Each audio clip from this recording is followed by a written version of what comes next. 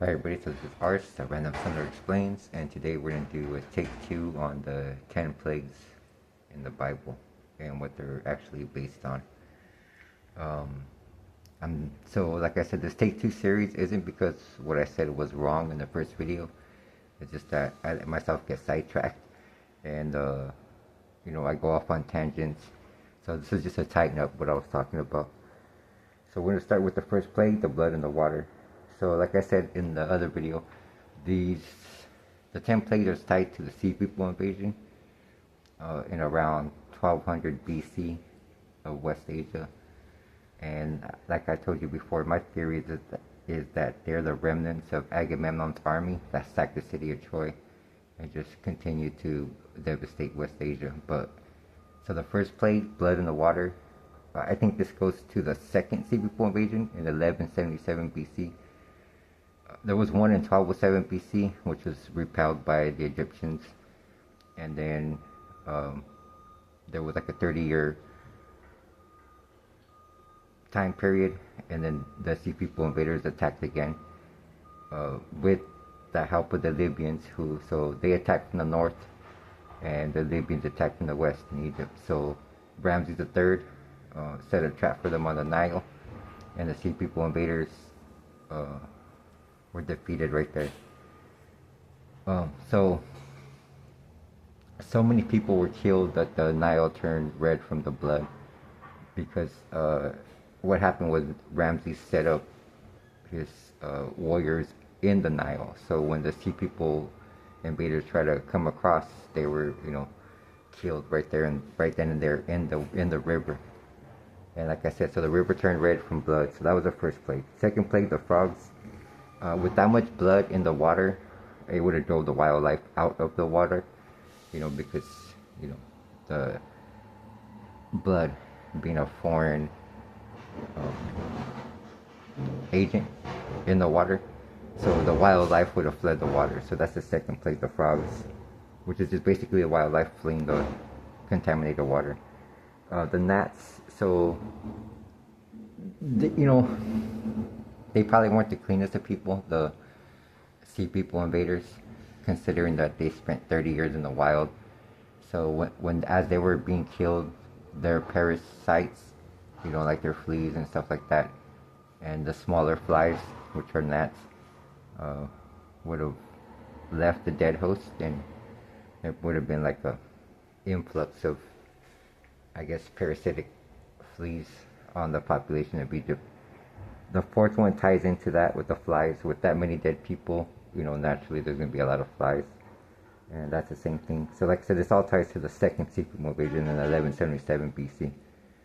The livestock being a victim, probably the same thing of all those flies and gnats and fleas, fleeing the dead host. They would have went to any host, any alive host in the area, which included the livestock. So that's the five of the first plagues, five of the first 10. The sixth one, boils. Again, second Sea People invasion. A fast way to contaminate a body of water is to put a dead person in, dead bodies in it. So, especially like a closed source of water, and that many dead people would have contaminated the Nile, which was the only source of drinking water for the people of Egypt. So number 7, hail. So this is an interesting one. There was a 30-year period in between the two Sea People invasions. Like I said, there's no definite answer on who they were. Like I said, my theory is that they were the remnants of Agamemnon's army.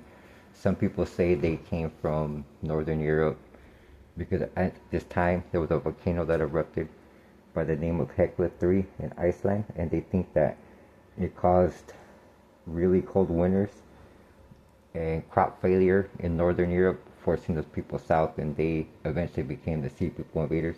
I think it could have been both, because the Egyptians named 9 distinct people, and like I said before, I don't want to get too far tracked, but the Akkadians, there's like tens of thousands of tablets that date to this time period with more detailed information.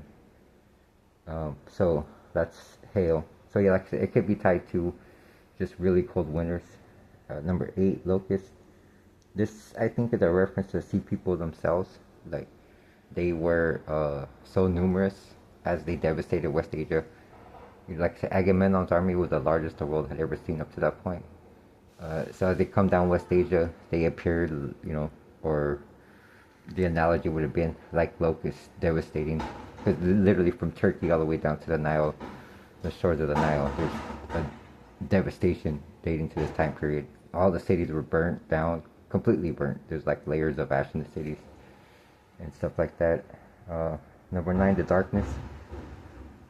So this is a reference, I think, to the first sea people invasion, which coincided with the solar eclipse, which actually happened. So yeah, the sky was dark. And then number 10, the firstborn, putting blood on your doorstep, on your door. Okay, so like I said, if you watch the video on Troy, the Libyan army had a cult of the rat that practiced nighttime warfare, and I think that's just a terroristic act by them, coming at night and killing people in Cairo or Giza, or that area, where the pharaoh's seat was. Yeah, so that's that. Like I said, the 10 plagues, this is a forensic mythology, meaning that I'm going to try to go back over not just the biblical stories, but like all the mythological stories that I'm familiar with, and trying to explain what they're actually based on. And so, like I said, there is a factual basis for these 10 plagues, And then you got to remember that the Torah was written like 900 years after this happened, because the Torah began to be written in 300 BC, when Judaism was formalized. And like I said before, the Abrahamic religions, or the Old Testament, as it's known in Christianity, is just a condensed version of West Asian history. So yeah, namaste, and like, share, and subscribe, and I'll see you guys in the next video. Bye.